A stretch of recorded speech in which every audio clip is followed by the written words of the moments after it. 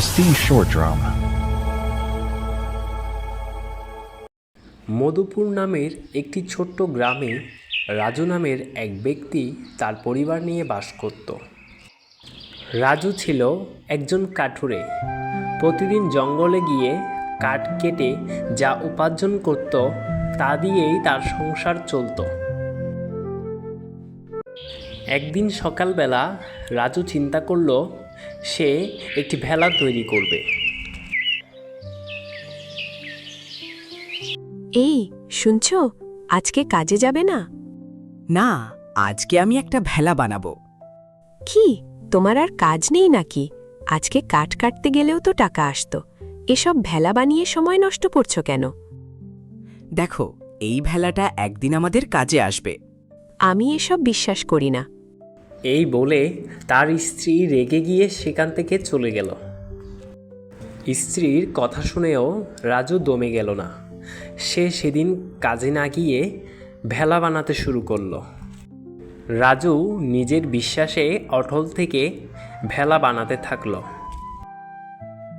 আজ কষ্ট হলেও একদিন এর ফল পাবো ইনশাআল্লাহ। কিছুদিনের মধ্যেই রাজুর ভেলা তৈরি হয়ে গেল।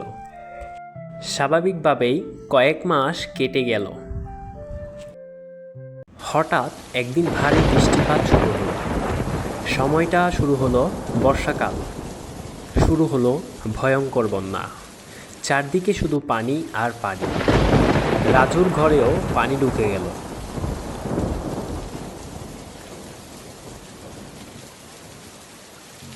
রাজু, চারদিকে পানি ঢুকে গেছে।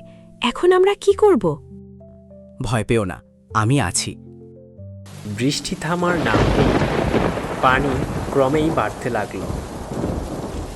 পরিস্থিতি তখন ভয়াবহ হয়ে উঠল। এখানে আর থাকা যাবে না। চলো, আমরা ভেলায় উঠি। ওই ভেলাটা? হ্যাঁ, আজকেই সেটার দরকার। এরপর রাজু তার স্ত্রী ও সন্তানকে নিয়ে ভেলায় উঠে পড়ল এবং নিরাপদ জায়গার উদ্দেশ্যে রওনা হলো। অবশেষে রাজু তার পরিবারকে নিয়ে নিরাপদ একটি গ্রামে চলে আসলো।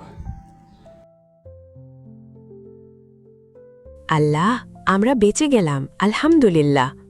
দেখেছ, বলেছিলাম না ভেলাটা একদিন কাজে আসবে। আমি দুঃখিত, তখন তোমার কথা বুঝিনি। আলহামদুলিল্লাহ, আমরা নিরাপদে পৌঁছে গেছি।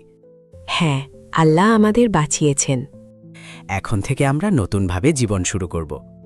ইনশাআল্লাহ। এই ঘটনার পর রাজু এবং তার পরিবার অন্য একটি গ্রামে সুখে শান্তিতে বসবাস করতে লাগলো। আর রাজুর দূরদর্শিতাই তাদের জীবন বাঁচিয়েছিল। বন্ধুরা, এই গল্প থেকে আমরা শিক্ষা পেলাম দূরদর্শিতা ও ধৈর্য মানুষকে বিপদ থেকে রক্ষা করে। তো বন্ধুরা, তোমাদের কেমন লাগলো আমাদের আজকের গল্পটি? যদি ভালো লাগে তাহলে একটি লাইক করো। এরকম আরও গল্প পেতে চ্যানেলটিকে সাবস্ক্রাইব করো।